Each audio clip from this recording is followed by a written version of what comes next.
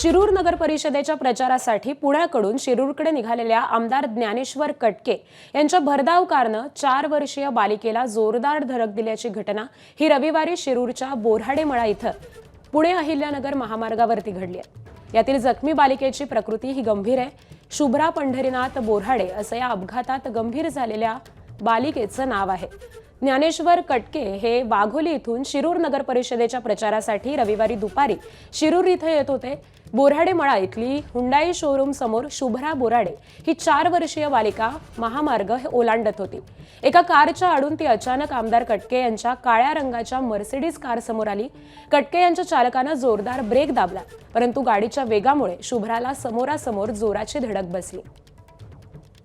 आमदार कटके आणि त्यांच्या कार्यकर्त्यांनी तिला हॉस्पिटलमध्ये दाखल केलं।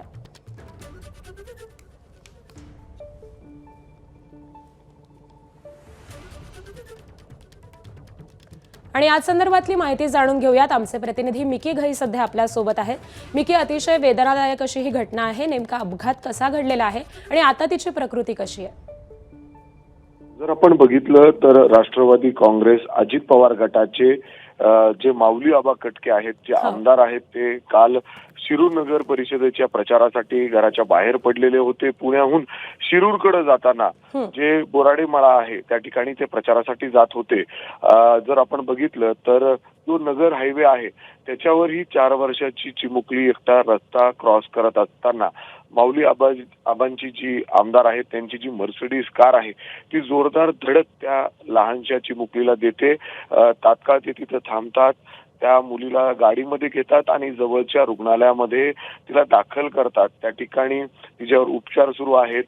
माऊली आबा कटके यांनी त्याची माहिती देखील घेतली आहे। मात्र आता जर आपण परिस्थिती बघितलं तर ती 4 वर्षाची चिमुकली आउट ऑफ डेंजर आहे, तिच्यावर उपचार त्या ठिकाणी सुरू आहेत। मात्र भरधाव वेगाने ही गाडी जात असताना आमदारांची प्रचारासाठी त्यांच्या मागे देखील 2-3 गाडी आहे आणि जोरदार धडक देते। खरं तर ही मुलगी देखील एकटीच रस्ता क्रॉस करत होती। हायवे आहे मोठा हा, आणि हे संपूर्ण दृश्य सीसीटीव्ही कॅमेऱ्यामध्ये देखील कैद झालेले आहेत। ज्या पद्धतीने जोरदार धडक या गाडीने दिलेली आहे। खरं तर प्रचारासाठी लवकरात लवकर त्यांना पोहोचायचं होतं आणि त्यामुळे गाडीचा वेग देखील काहीसा जास्तच होता। माऊली आबा कटकेंच्या गाडीचा जो चालक चालवत होता त्याचं नियंत्रणच कंट्रोलच राहिला नाही ब्रेकवर।